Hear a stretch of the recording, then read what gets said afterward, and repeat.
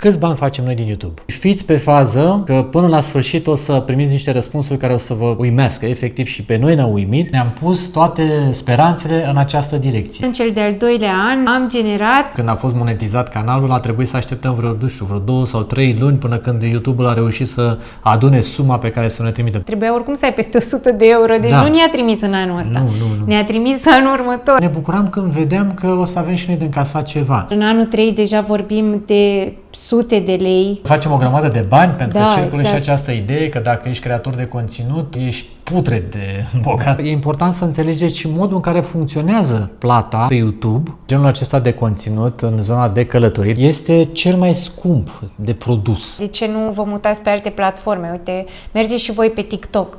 Nu vine să cred că facem asta, însă trebuie să fim onești cu voi și să vă răspundem la una dintre cele mai frecvente întrebări și anume: câți bani facem noi din YouTube? După mai bine de 4 ani în care am călătorit aproape non-stop, după sute, dacă nu mii de clipuri filmate și editate și după ce am lucrat full-time 2 oameni la acest proiect atâta timp, încă primim aceleași întrebări.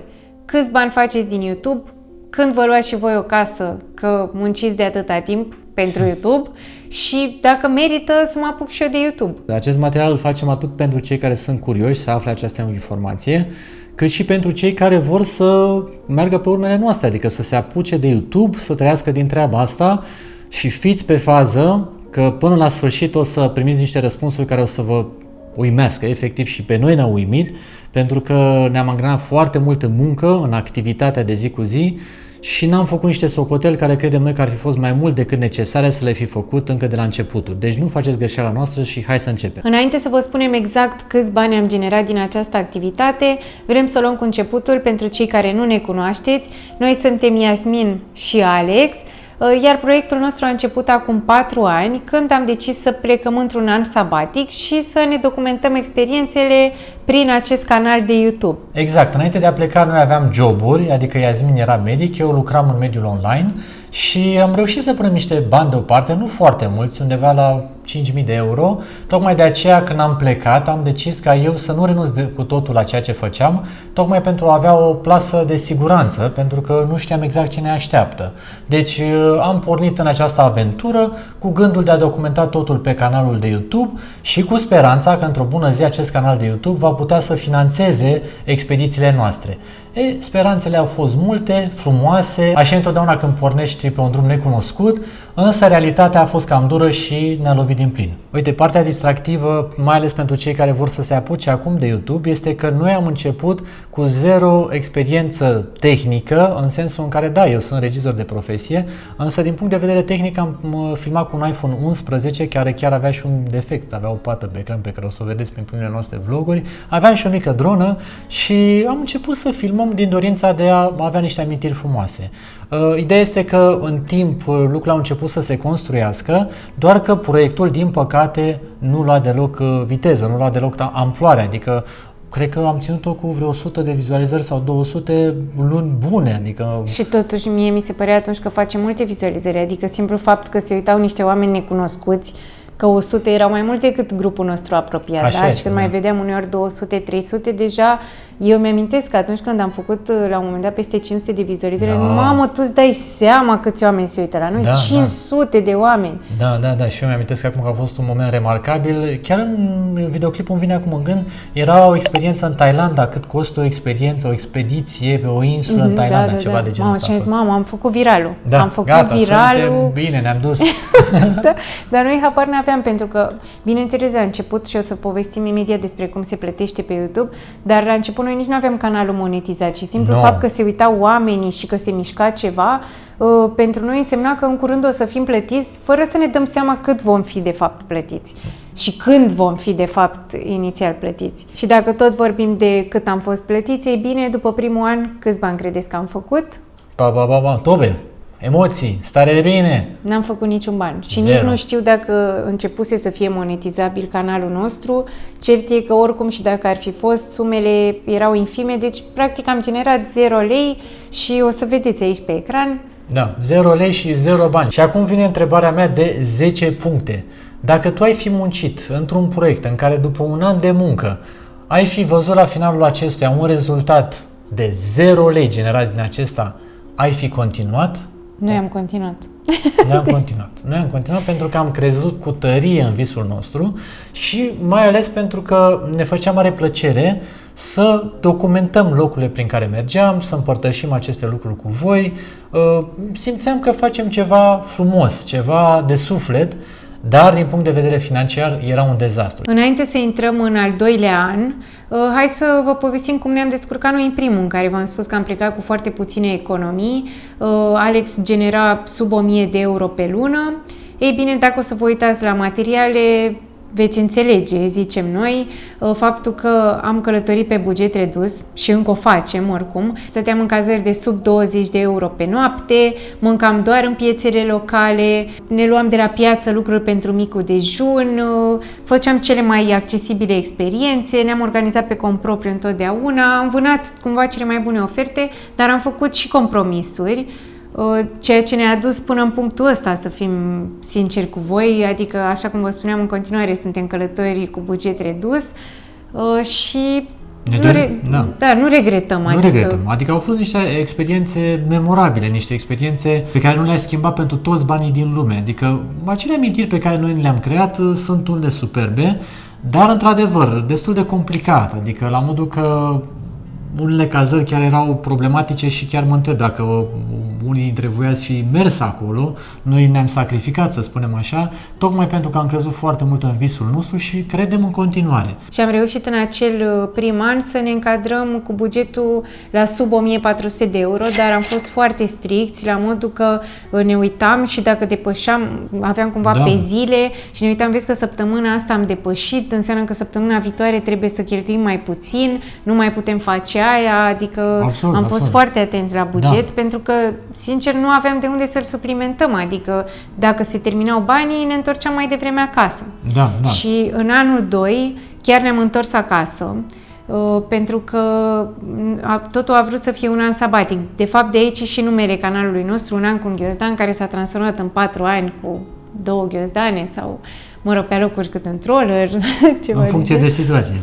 Da, dar ne-am întors pentru că eu îmi luasem acea pauză neplătită, am mers la spital, Alex a continuat cu activitățile. În perioada asta a fost ok pentru că totuși am reușit să refacem cumva bugetul care se terminase, evident, dar nu am putut să revenim complet la viața de zi cu zi de dinainte și după 6 luni, cred, am plecat din nou în lume cu noi speranțe.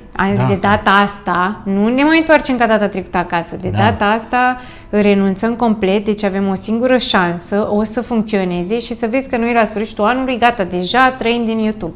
Da, așa este. Adică, cum se mai spune, am ars toate corăbile și ne-am pus toate speranțele în această direcție. Ba chiar, țin minte că în primul an foloseam niște aplicații prin care ne măsuram bugetul, eram foarte, foarte stricți și asta ne-a ajutat. Uite, apropo, pentru cei care vor să plece în expediții, folosiți ceva prin care să vă măsurați în permanență bugetul, pentru că altfel este acest risc de a vă pierde cumva în cheltuieli și să nu puteți să o duceți pe mai departe. Deci, în anul 2 am plecat clar decis să facem treaba asta să meargă. Și în anul 2 cred că ne-am cumpărat și cameră deja, am zis, nu mai suntem profesioniști. Așa este, ne-am cumpărat și o cameră de filmată mult mai performantă. Și un aparat foto. Și un aparat foto, am făcut niște investiții care iarăși ne-au scuturat destul de bine buzunarele, însă am zis, clar, trebuie să facem treaba asta profitabilă în anul 2. Ca în orice afacere. Ca în orice business, clar, acum suntem full-time dedicați aici. Aplicațiile pe care le foloseam pentru editare s-au schimbat, adică noi, din punctul nostru de vedere, am trecut în liga profesionistă, gata, voiam să lucrăm full-time, dacă primul an fusese cel de încercare și nu ne-am dat bătuți, în al doilea an am zis, nu mai, de data asta mentalitatea e că trebuie să meargă și așa că, la fel ca în orice business, trebuie să investești bani, cunoștințe, mai mult timp, mai multă muncă. Și o să vină și rezultate. Da. Am schimbat și laptopul, am luat și drone mai performante, da? Deci, din punct de vedere tehnic, acum nu mai eram niște începători cu un iPhone 11, deja intrasem în liga profesioniștilor, credeam noi. Da. Așa cum vă spuneam, noi ne-am întors în România și am lucrat din România, însă în perioada aceea rămăseseră destul de multe materiale din urmă nepostate, pentru că noi, plecând în Asia fără o strategie clară, nu ne-am descurcat cu planul editorial, mă rog, ceea ce a fost bine pentru că am continuat să postăm cât timp am fost în România, deci nu am renunțat în acele 6 luni la crearea de conținut. Ulterior am mai plecat în diverse excursii prin afară, iar în cel de-al doilea an în care am continuat să muncim, am generat 76 de lei. Deja într-un an să faci 76 de lei, pentru noi era wow, pentru că cu ce comparam? Cu cei 0 lei de anul trecut, da? Da, adică ții minte, și acum când a fost monetizat canalul, a trebuit să așteptăm vreo 2 sau 3 luni până când YouTube-ul a reușit să adune suma pe care să ne trimite, pentru că YouTube-ul, dacă ai sume foarte mici, nu ți le trimite. Dar chiar nu știu dacă ne-a trimis-o pe asta. Eu m-am uitat acum pe statistici și vedeam că, cred că trebuia oricum să ai peste 100 de euro, deci nu ne-a trimis în anul ăsta. Nu. Ne-a trimis anul următor, exact. Deci a trebuit să atingă acea sumă. Vă dați seama, noi ne bucuram când vedeam că o să avem și noi de încasat ceva. Șansa face că în timpul în care noi am stat cele 6 luni în țară am reușit să punem din nou niște bani deoparte pentru a putea să plecăm din nou în aventură și iată-ne intrați în cel de-al 3-lea an. Hai să vedem dacă trăie cu noroc. Da, totuși vă dați seama că după 2 ani de zile în care am lucrat aproape full-time, adică au mai fost perioade poate de pauză, nu eram chiar atât de atenți să postăm o dată la 2 zile sau ceva de genul, dar ne-am dat interesul să faci 76 de lei, care înseamnă sub un coș de cumpărături pentru 2 persoane. Mi se pare, eu nu știu cum am trecut și în al 3-lea an. Bă, frate, inconștiența, asta înseamnă să faci ceea ce iubești. Da? Devii atât de îndrăgostit de munca ta și mai ales de explorat, încât uiți de lucrurile astea și v-am spus, prin multe sacrificii am reușit să ne autofinanțăm pentru a reuși să ajungem în cel de-al 3-lea an, unde lucrurile au început să devină și mai frumoase, și mai dinamice. Am reușit și noi să înțelegem mai multe despre ce înseamnă să creezi un material care să fie cu o structură, cu o direcție. Iarăși am devenit, să spun așa, mai profesioniști decât credeam că suntem anterior. Dar am început să facem și mai multe vizualizări și de-abia în anul 3 s-a creat o comunitate, cred că au început să apară câțiva membri și cei care s-au înscris atunci în comunitatea noastră ca membri au și rămas, de fapt, și le mulțumim pe această cale că de atunci ne susțin. Așa este, chiar vă mulțumim din tot sufletul, adică noi când am văzut că avem primii membri în comunitate, a fost așa un subiect de maximă bucurie și o altă remarcă interesantă, să știți că nici în primul an, nici în cel de-al doilea, noi n-am primit niciun fel de donații directe în cont sau orice altceva. Noi am trăit exclusiv din monetizarea canalului de YouTube, care a fost aproape inexistentă. Adică n-am trăit de fapt din monetizarea asta, am trăit din banii pe care îi produseserăm noi și pe care am reușit să-i punem deoparte și care ne-au adus atât de departe datorită sacrificiilor pe care noi le-am făcut, adică acele cazări, acele experiențe și toate pe care le-am avut, încât să putem să tragem de bani. Da, a fost foarte complicat, mai ales că atunci am fost și în America Latină, unde lucrurile erau mult mai complicate, nu mai era la fel precum erau în Asia. Da, în America Latină, în cele al 3-lea an, am cheltuit mult mai mulți bani. Țările în sine erau mult mai periculoase. Uite, apropo, dacă nu v-ați uitat la episoadele din America Latină, sunt chiar la firul ierbii. Adică dacă puteți să spuneți că cineva a fost acolo și a văzut lucrurile exact așa cum sunt pe stradă, ăia suntem noi. Cu autobuzele locale, dați jos din autobuze, păcăliți, cu toate feriboturile, adică totul făcut pe buget, ceea ce a făcut cumva și experiența să fie autentică, pentru că noi ne permiteam ce își permiteau și localnicii. Noi n-am fost ca niște turiști acolo, am fost ca niște localnici, ca niște intruși, să spunem așa, în viața lor. Iarăși, niște amintiri incredibile pe care nu le-aș schimba pentru nimic. Cred că și când o să ajungem în etapa în care să nu mai depindem atât de mult de buget, eu mi-aș dori să explorez la fel America Latină. Mie mi-a plăcut foarte mult tot vibe-ul, toată energia de acolo, dar v-am spus, a venit la pachet cu niște pericole pe care am reușit să le evităm. Deci, în cel de-al 3-lea an au reușit să se mai miște cât de cât lucrurile, comunitatea a început să se construiască și apropo, în America Latină, pentru a putea continua expediția, eu lucram în continuare online, țin minte că mă trezeam la 4-5 dimineața, aveam întâlniri în țară și automat fusul era diferit, deci sacrificiile au fost majore pentru că lucram de la ora 4-5 dimineața până la ora 8-9, când începeam ziua să ieșim pe stradă să filmăm. Da, și filmam în fiecare zi și ne mutam odată la 2 zile și de fapt tu te trezeai pentru întâlniri, eu mă trezeam că și eu să te ajut cu editatul. Absolut. Ca să facem treaba. Deci Da. amândoi eram distruși seara. Da, adică eu lucram online, iar Iasmin, ceea ce face și acum, ea se ocupa 100% de proiect în sine, adică să editeze, să posteze, să se uite pe ce rute să mergem, unde să ne cazăm și multe alte lucruri de infrastructură care erau foarte importante să putem să ne mișcăm, să nu rămânem într-un singur loc. Iar în anul 3 deja vorbim de sute de lei câștigați. Am făcut 1600 de lei aproximativ în cele 12 luni, adică... Da, deci 1600 de lei în anul 3, vă dați seama, iarăși vă întreb, duceați această corvoadă, să zicem așa, de a construi un proiect 3 ani de zile deja și la final de an să rămâneți cu 1600 de lei în cont 2 oameni? Bine, de fapt, o să abordăm subiectul ăsta, dar noi n-am rămas cu banii ăștia în cont, că ăștia sunt Ajungem și banii acolo. înainte de taxe, Da. da? Dar atât ne apărea nou în contul YouTube, ceea ce era deja wow. Și cum să te mai oprești dacă după în primul an ai făcut 0 lei și ai continuat, după al doilea an ai făcut 76 de lei și ai continuat? Cum să te oprești când începi să faci 1600 de lei pe an? E greu să te Adică oprești. deja credeam că, mamă, păi gata.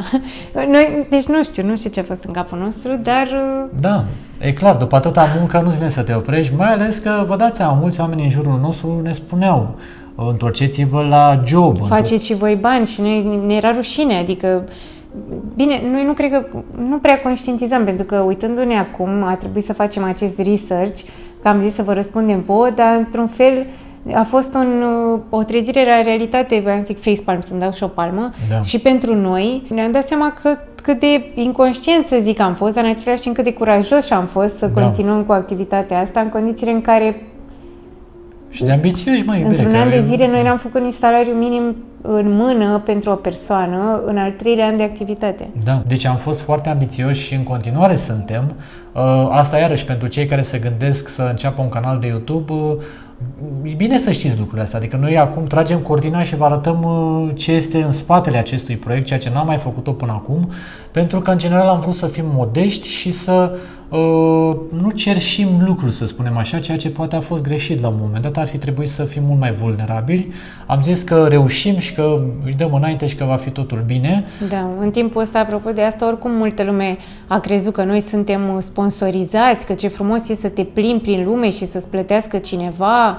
Sau că facem o grămadă de bani, pentru Da, că circulă exact. și această idee că dacă ești creator de conținut, ești putred de bogat, să spunem așa, ai conturile doldura. Da, și de aia te plimbi prin toate Da. țările, dar v-am zis, noi am avut curajul și determinarea încât să facem lucrurile astea să funcționeze chiar și cu buget redus, pentru că nu știu câți oameni ar fi plecat știind că nu le ajung banii pentru 5 luni Așa e. și că speră să stea 1 an sau 2 ani și o să vadă ei cum. Adică noi eram dispuși inclusiv să facem voluntariat, să... Da, am zis că găsim soluții. nu ne voiam lăsăm. să ne lăsăm, da. Și trebuie să vă recunosc aici, măi, oameni buni și frumoși, că au fost zile în care nu știam unde să ne cazăm seara sau făceam niște compromisuri masive în a merge distanțe mult mai îndelungate pentru a putea să ne permitem acele cazări. Și hai acum să discutăm despre anul al 4-lea în care am crescut exponențial, am început să vedem rezultate chiar notabile pe canalul nostru de YouTube. Asta ne-a bucurat evident fabulos de mult. Cert este că e important să înțelegeți și modul în care funcționează plata pe YouTube pentru a înțelege mai bine cum suntem noi plătiți. În primul rând trebuie să ai, cel puțin la momentul în care noi făceam conținut, 1000 de abonați și 4000 de ore de vizualizări pe canalul tău de YouTube, moment în care ești eligibil pentru a fi plătit. Faza e că noi nu suntem plătiți din numărul de abonați sau din like-uri. Noi suntem plătiți din numărul de vizualizări. Iar ca să aveți aici un reper foarte clar cum se calculează banii pe YouTube, pentru 1000 de vizualizări noi primim o medie de 15 lei. Deci o vizualizare înseamnă câteva minute bune de material urmărit, nu doar că a intrat pe acesta. Deci făcând un calcul foarte simplu, primim 0,015 lei pe o vizualizare. Nici nu știu cum să mă exprim în bani ce înseamnă 0,015, dar e simplu să faceți niște calcule cam ce înseamnă vizualizările, da, și banii pe care îi primiști. Da, legat de vizualizări, ele nu sunt la fel pentru fiecare canal, variază în primul rând în funcție de țara din care te urmăresc oamenii. Noi având în principal audiență din România, aici tarifele sunt mai jos decât dacă ne-ar urmări cineva din Canada și avem și urmăritori din Canada, avem români care ne urmăresc din Canada. Sau din UK sau din alte țări unde publicitatea este mai scumpă. De fapt, acolo se plătește mai mult publicitate. Deci, fiind urmăritorii noștri mai mult din România, automat canalul nostru primește mai puțin bani. În al doilea rând, depinde și de durata vizualizării. Cum spuneam, ca să se contorizeze o vizualizare, nu înseamnă că doar intri și ai ieșit, trebuie să stai puțin pe clip, iar cu cât stai mai mult, cu atât poate să crească. Acumulează. Da, de exemplu, noi avem și clipuri la care facem poate 20 de lei pe 1000 de vizualizări, dar avem și unele mai jos de 15 lei în funcție de gradul de interes al oamenilor, dacă au stat 5 minute, 10, 15, 20, 40. Deci dacă toți suntem la subiectul ăsta, ne puteți ajuta ca vizualizarea voastră să conteze, să stați până la final. Exact. Deci noi am intrat puțin în zona aceasta tehnică, dar pentru a înțelege de unde vin banii pe YouTube. Da? Deci strict din vizualizări. Faptul că noi vă cerem să ne susțineți prin like, subscribe, comentarii, etc. Asta sunt pentru algoritm, să putem să ne ducem mai departe cu modul în care ajungem la audiențe noi. Însă, YouTube-ul încă o dată ne plătește în aceste vizualizări. Pe lângă vizualizări mai există cel puțin două variante pe care le știm noi, prin care YouTube-ul ne plătește. Una este membership-ul, asta înseamnă că oamenii care rezonează cu noi, cu ceea ce postăm sau care vor să ne susțină devin membri, au anumite beneficii. Și noi primim o sumă mică de bani pentru care vă mulțumim celor care sunteți membri, deci dacă vreți să ne susțineți puteți să deveniți membri.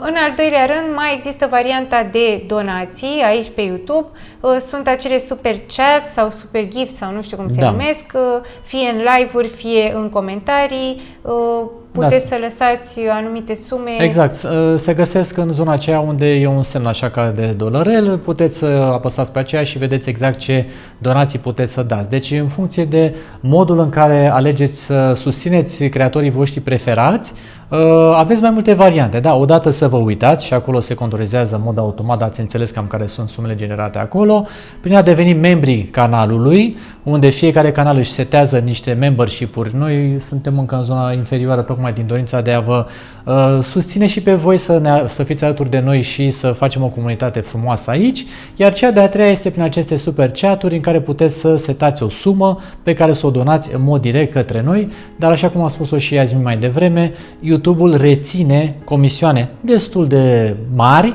din aceste donații și evident, cum ai spus-o și tu, la final vom discuta și de impozitele pe care noi trebuie să le plătim pentru aceste sume pe care le generăm. Iar acum că ați aflat cum ne plătește YouTube-ul, hai să vă dezvăluim cât am generat noi în cel de-al 4-lea an, 17.715 lei, ceea ce înseamnă undeva la 300 de euro pe lună.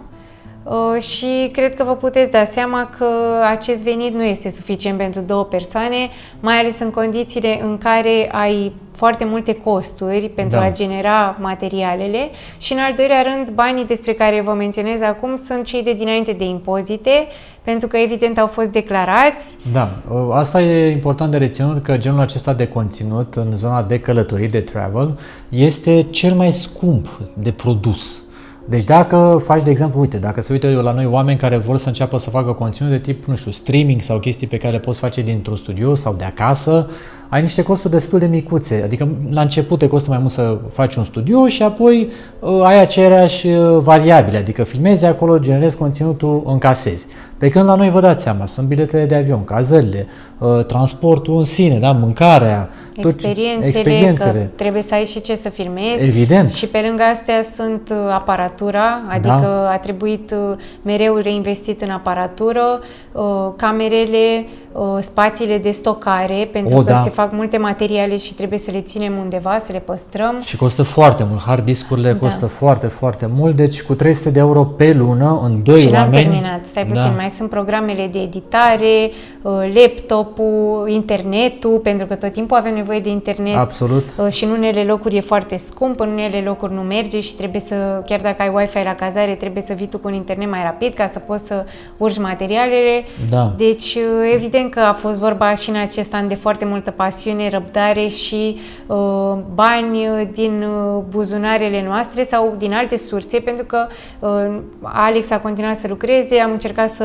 avem parteneriate și pe alte zone, deci nu numai pe asta, pentru că efectiv nu am fi putut să ne întreținem, dar tot nu am renunțat și în acest an în care am generat acești 300 de euro am fost consecvenți, am postat frecvent, Da. Credem că un conținut calitativ s-a și văzut, evident, pentru că au crescut cifrele. Iarăși am devenit și mai profesioniști decât în ceilalți ani. Putem să predăm și cursuri, da. Da. Noi în permanență am vrut să creștem și să evoluăm în ceea ce facem și credem noi că am reușit să facem, adică dacă ne uităm puțin la materialele pe care le postam înainte și cum le gândeam și modul în care facem treaba acum, vrem să credem că avem o evoluție din acest punct de vedere, dar la fel de bine, uite, ce aș vrea să adaug la ceea ce ai spus tu mai devreme, sunt și niște riscuri pe care le ai. Adică în clipa în care mergi cu toate echipamentele astea după tine, ba chiar am pățit de curând să ne se strice un hard disk, să pierzi anumite materiale sau să trebuiască să le aduni. Adică mereu ești la limita de a avea niște pierderi pe care este foarte greu să le acoperi. Deci, în cel de-al 4-lea an, zicem noi că am fost mai bine, dar încă departe de a fi ceea ce ne dorim să fie în acest proiect din punct de vedere financiar. E momentul acum să facem un calcul global, exact să vedem cât am generat noi în toți cei 4 ani și nu era foarte complicat calculul, având în vedere că în primul an n-am făcut nimic, în al doilea an sub 100 de lei, am adunat anul al treilea cu cel de-al patrulea și a reieșit suma de 19.370 de lei. Nici prea mare, dar nici prea mică, nu glumeam. Chiar că... Păi da, și cred că cel mai bine este să raportăm această sumă la cât este media salariului minim pe economie în ultimii ani. Da, în acești 4 ani. Să înțelegem câte salarii minime am fost noi plătiți în acești 4 ani și am împărțit la 2300 de lei, să zicem, ies 8,4 salarii minime. Da, deci salariul net, da? Da, salariul în mână, dar totuși rețineți că banii pe care noi am spus anterior sunt banii fără 10% exact, pe care îi mai dăm la stat și alte taxe, dar 8 salarii minime la 2 oameni, adică 4 salarii de persoană, deci eu în 4 ani... Îți mai dau de la mine încă 2 dacă vrei sau 3. Păi s-au dus deja, i-ai cheltuit, ce să mai... Deci eu în 4 ani am generat 4 salarii minime, pot să zici că am fost și eu plătită un salariu minim pe an, 1, doar o lună pe un an, și Alex la fel. Deci clar... Noi suntem siguri, adică nu vrem să fim modești, că nu are rost, cu siguranță munca depusă și tot ceea ce am arătat aici pe canal valorează mult mai mult de atât, dar din păcate suntem la mâna platformei care plătește cum plătește și evident că avem nevoie și de susținerea voastră, iar acum că știți cum puteți să o faceți, suntem siguri că da, o să ne fiți alături întru totul, pentru că până la urma urmei asta contează cel mai mult. Noi v-am arătat foarte transparent câți bani am făcut noi în perioada asta și iarăși revin cu întrebarea asta obsesivă. Dacă ați fi fost angajați într-un loc de muncă unde munceați 4 ani de zile și voi în fiecare an primeați un singur salariu minim pe economie în celelalte 11 luni, nu mai nimic, nu mai salutări, ați fi făcut-o? Pentru că asta înseamnă să fii YouTuber, cel puțin asta este povestea noastră. Normal că fiecare creator a avut parcursul său, adică depinde ce colaborări ai mai prins, depinde ce clipuri virale ai prins, audiența dacă a rezonat mai rapid sau mai târziu cu tine. La noi, clar, creșterea a venit foarte târziu, după aceea a fost exponențială, dar încă ne chinuim. Da, încă ne chinuim. Nu e suficient, din asta păcate. e important de reținut. Și, Noi chiar am depus muncă, cel puțin, poate nu în primul an, dar în ultimii 3 ani am depus muncă full-time. Deci au fost 2 oameni care au lucrat full-time la proiectul ăsta. Niciunul n-a fost plătit nici măcar cât part-time. A trebuit să muncim și la alte lucruri, deci cumva noi am făcut să facem și mai multă muncă. Am reușit să facem 2 joburi, poate full-time, într-un timp limitat. Absolut, în care nu a existat sâmbătă, nu a existat duminică, nu au existat momentele, să spunem așa, convenționale de relaxare. Și, repet, nu vreau să înțelegeți că ne plângem, ci suntem foarte deschiși față de voi să înțelegeți care este realitatea din spatele proiectului Un an cu un ghiozdan, un proiect pe care noi ne dorim din suflet să-l ducem mai departe, dar v-am spus, ăsta este adevărul, ne-a fost greu și în continuare ne este și așa cum spuneam și Iasmin mai devreme, acum știți cum puteți să ne susțineți. Dacă vreți să ne vedeți în continuare că explorăm și că facem materiale faine pentru voi, e important să o faceți într-un mod proactiv, pentru că până la urma urmei noi nu vrem să renunțăm. Deci chiar... Noi oricum o să facem să meargă. Da, sperăm să avem și suportul vostru, dar nu renunțăm și vrem să vă mai spunem totuși de alte surse, că poate vă întrebați, ok, dar de ce nu vă mutați pe alte platforme? Uite, mergeți și voi pe TikTok, că da, vorbeam de YouTube, dar multă lume întreabă, inclusiv părinții noștri, dar am văzut că TikTok-ul e la modă. De ce nu postați acolo? Că sunt oameni care fac bani. Hai să abordăm și subiectul ăsta. Acolo, dacă ai contul pe România, din păcate nu poți să fii monetizat. Dacă sunt creatori pe care îi cunoașteți și au conținutul monetizat, fie au creat acel cont în alte țări, care sunt monetizate. Din câte știu, Italia, Marea Britanie, Statele Unite și alte țări. Poate și altele. Deci unii creatori sunt plătiți doar prin prisma faptului că sunt din acele țări. Noi nu suntem plătiți din vizualizări așa cum se întâmplă din YouTube. Deci o să vedeți că avem virale pe TikTok și zici, mamă, cât fac ăștia, că eu am auzit că cineva a făcut 1 milion de vizualizări și a făcut nu știu câte. Nu, la noi nu se aplică, postăm pentru că trebuie să fim prezenți, pentru că noi ne pregătim de 4 ani să avem colaborări cu branduri. Da, cu branduri și practic asta este, să spunem așa, o carte de vizită. Dar poate ați auzit de unii creatori de conținut care au făcut bani frumoși pe TikTok din donație. Acolo e o altă treabă, e o altă zonă în care trebuie să fii live, primești acele donații. Și sunt oameni care stau de dimineața până seara pe live e altă și zonă. se luptă pe donații. E altceva. Noi când să mai filmăm. Am stat și noi pe live, cei drept de 2 ori pe TikTok și deși oamenii erau activi acolo, ne dădeau garoafe, trandafiri, ce ne mai dădeam, mamă, cred că se fac bani pe TikTok, hai să vedem la final. Noi generasem 10-20 de cenți, ceva de genul ăsta. Deci vă dați seama cât ar trebui să fie acolo pe live, să te zbați, să le ceri oamenilor donații. Noi n-am mai putea să mai creăm conținut de calitate, ar trebui să stăm toată ziua acolo și nu e o activitate ce ne dorim. Full-time și acolo, să fii TikToker. Da, dar cum vă spuneam, TikTok-ul e o carte de vizită pentru colaborările cu branduri și un creator de conținut poate să facă bani și din aceste colaborări cu brandurile. Noi cred că putem să le numărăm pe degete. De la o mână. Da, nu de la ambele mâini, clar, nu. Sau poate de la ambele mâini, dar de la o singură persoană. În niciun caz toate degetele pe care le vedeți aici, nu?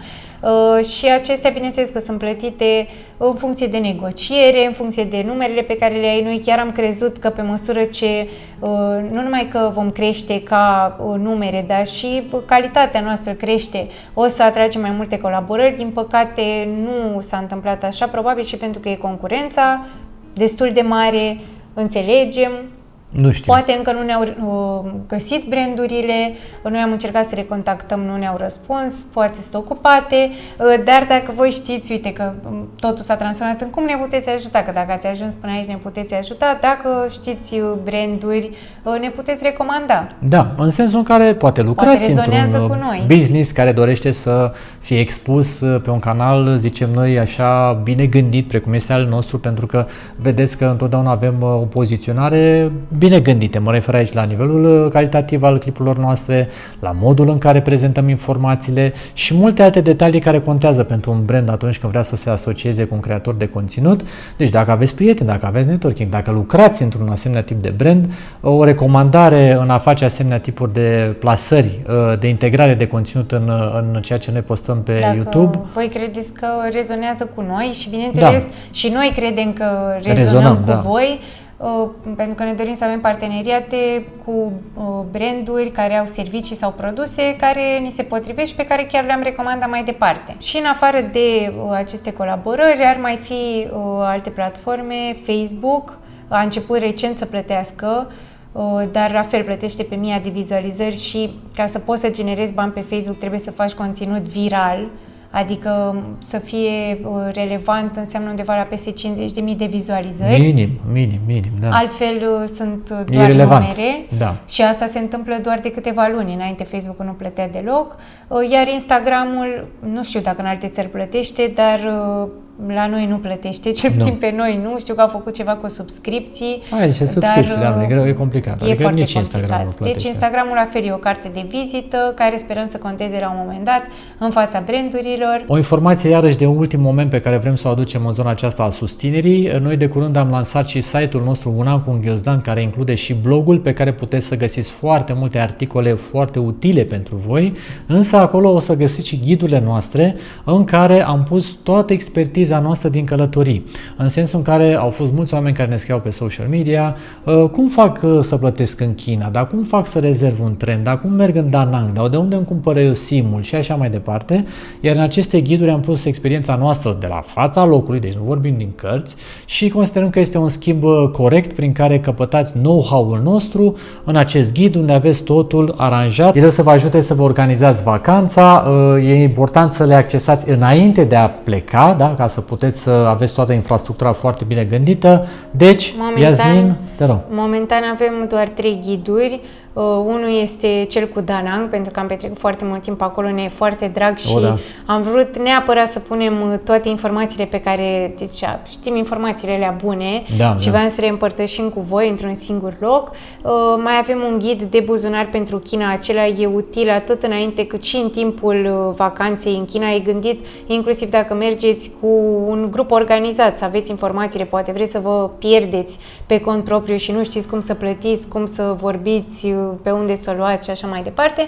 Și de asemenea am făcut un itinerar de 10 zile complet în China pentru triunghiul de aur, adică Shanghai, Beijing și Xi'an, cu cazări, cu linkuri de rezervare, cu bugetul, cu restaurante, cu experiențe, cu linkuri de rezervare ale experiențelor, cu toate costurile, trenuri, tot se găsește acolo și vor mai urma. Iar pe această cale chiar vă întrebăm ce ghiduri v-ar interesa. Uite, în ce destinație, pentru că noi o să completăm lista, avem experiență, din câte știți sau nu știți, noi călătorim slow travel, să zic, adică stăm mai mult timp într-un loc ca să-l înțelegem și în majoritatea țărilor în care am fost am stat cel puțin 3 săptămâni, chiar și o lună, 2-3. Deci ghidurile pe care le facem sunt despre acele locuri pe care le cunoaștem în profunzime și dacă v-ar interesa o anumită destinație în care ați văzut că am fost, chiar suntem curioși să ne spuneți ca să scoatem ghidul acela mai repede. Exact. Oricum, în mod normal ar trebui să le și vedeți aici în josul acestui clip. Cred că sunt afișate de către YouTube și deja puteți să le răsfoiți. Am introdus acolo și partea de cuprins ca să vedeți foarte, foarte clar ceea ce căpătați în ele. Deci, și acesta este un mod prin care ne puteți susține și vă mulțumim frumos. Oameni buni și frumoși, noi în primul rând vrem să vă mulțumim că ați ajuns până în momentul acesta al clipului. E clar că vă manifestați susținerea pentru noi și asta contează enorm. Acum, revenind la întrebarea noastră inițială, cât câștigăm din YouTube și dacă am putea să ne luăm o casă din asta. E clar că, în primul rând, noi ne dorim, după acești 4 ani and going, ne dorim să facem niște venituri în așa fel încât să ne putem susține, să continuăm acest proiect, pentru că noi nu suntem în continuare genul care să dăm foarte mulți bani pe cazări, pe experiențe, pe confort. Ne dorim strictul necesar și, în primul rând, asta ar fi important, să putem să generăm venituri ca să putem să continuăm, exact. Da. Și apoi că sperăm că poate anul ăsta, poate anul viitor o să putem să punem bani deoparte încât să ne luăm o casă, o mașină sau măcar un teren sau măcar o căsuță din aia mică sau o dubă, ceva de genul să pornim de undeva. Da, bineînțeles că ne dorim și legat de întrebarea dacă merită să te apuci de YouTube, asta e experiența noastră, adică evident că trebuie să fii dispus să faci sacrificii. dar nu înseamnă că vei avea același parcurs ca și noi. Poate că algoritmul YouTube se va schimba. Acum, la un moment dat, a favorizat canalele mici, deci poate ai un avantaj. Depinde și ce conținut creezi, depinde și cât de mult stârnești oamenii. Da, pentru curiozitatea și audiența, da, depinde mult. cu unele conținuturi prind mai bine, adică dacă intri pe un conținut negativ sau sunt diverse tipuri, inclusiv în breasla asta de creatori de conținut pe călătorii, sunt diverse nișe. Deci depinde și de nișă, depinde de cum știi să te promovezi.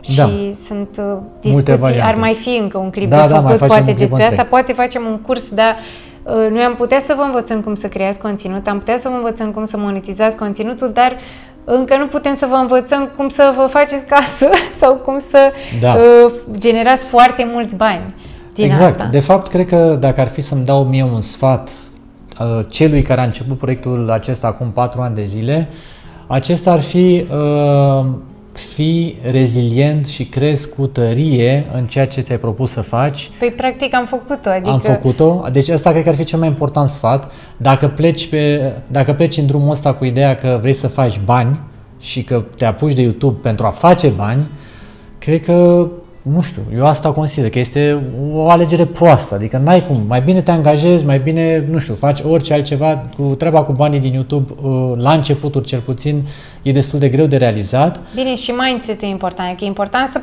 să pleci cu ideea, eu vreau să fac bani din asta, pentru că, uite, noi cred că am greșit în primul an, că am vrut atât de mult să ne bucurăm și puneam atât de multă pasiune. Bine, încă punem pasiune, dar atunci chiar nu o simțeam ca pe...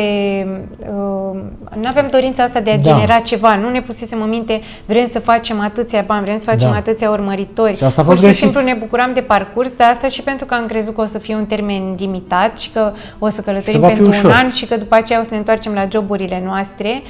Deci și mindset-ul e important, să știi ce-ți dorești, să știi că vrei să atingi atâția oameni, că vrei să te autofinanțezi din chestia asta. Și trebuie să lupți, trebuie să fii cu trup și suflet acolo pentru proiectul tău, pentru că, repet, nu este ușor. Nu este ușor și e important să știți asta și la fel, uite, am uitat mai devreme să vă spun că unii oameni se mai întrebau, bun, de unde aveți banii? Ok, noi v-am povestit de unde avem banii, dar noi mai avem un secret pe care îl facem atunci când călătorim. Ca să avem bani și să putem să economisim, ne-ați văzut probabil că suntem destul de minimaliști, adică avem cam aceleași haine la noi, nu cheltuim deci banii pe lucrurile acestea, să spunem, materiale, avem cam aceleași tipuri de ghiozdane și... deci... Faptul că știm ce ne dorim cumva ne-a ajutat în parcursul ăsta, pentru că și noi uneori avem tendința să cădem în capcanele astea, să mergem că sunt reduceri, să ne cumpărăm haine, să ne luăm pantofi, să ne luăm nu știu ce. Dar apoi ne gândim, ok, dar noi vrem să călătorim, ce facem cu ele? După aia o să le lăsăm acasă sau pentru noi banii au acum altă valoare și ne gândim, are rost oare să ieșim la nu știu ce restaurant de lux dacă am putea de banii ăia să mergem să stăm o săptămână într-un alt loc? Exact, sau punem banii deoparte pentru un bilet de avion. Bine, și mulți ați zice că suntem zgârciți și ne-ați mai spus asta în comentarii, știm că ne spuneți, dar nu vă permiteați și voi un suc? Păi, acum știți de ce suntem zgârciți. Noi ne-am permis foarte multe lucruri, că oamenii zic sunteți săraci, dar noi suntem bogați în experiențe, adică renunțăm la anumite lucruri ca să avem altele și e un schimb corect, adică alți oameni. M-am emoționat. Alți oameni au mașini de firmă. E bine să conștientizăm asta, pentru că, într-adevăr, alți oameni poate investesc în nu știu ce mașină sau în teren, în casă. Stai. I-a zis să ai emoționat. Nu, stai. Vreau să zic și eu ceva, că... Așa, am revenit. Scuze că te-am întrerupt, am tăiat. Voiam să vă spun că da, și noi mai avem discuții cu oameni care au foarte mulți bani și care ne spun, vai, vă invidiem că ne dorim o viață ca a voastră, dar înțelegem că fiecare își face viața și își alege experiențele pe care vrea să le trăiască. Deci nu știu dacă am fi avut noi acum Mercedes în curte, dacă n-am fi călătorit. Mi-e place BMW mai. Mă rog, am zis și eu așa la ce m-am gândit, un Mustang sau ceva de genul, dar avem foarte multe experiențe și, stai, zic ție că mie vine să spun, sunt neprețuite. Și acestea sunt neprețuite. Și a venit valul și n-a luat.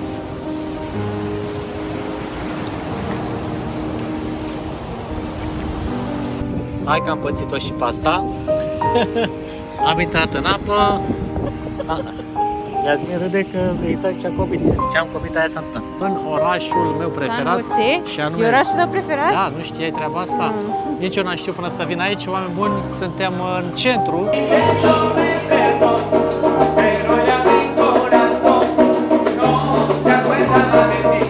Eram pe stradă și îi ziceam Iasminei, Doamne, dacă aș vedea... Thank you! Thank you! Și ziceam Iasminei, Doamne, dacă o să mai văd așa niște turiști care amărâți să care după ei tot felul de chestii, aș opri mașina să-i ajut. Și uite, oamenii ăștia s-au oprit necondiționat, fără să aibă niciun fel de pretenție. Nu pot să cred! Deci e pe bune asta, da? Nu e o glumă. E puțin mare, cred. Las că facem și noi dacă e place. Da. Oh, să fiți fericiți. Fericiți. Gata, mai filmez? Sau e prea emoționant?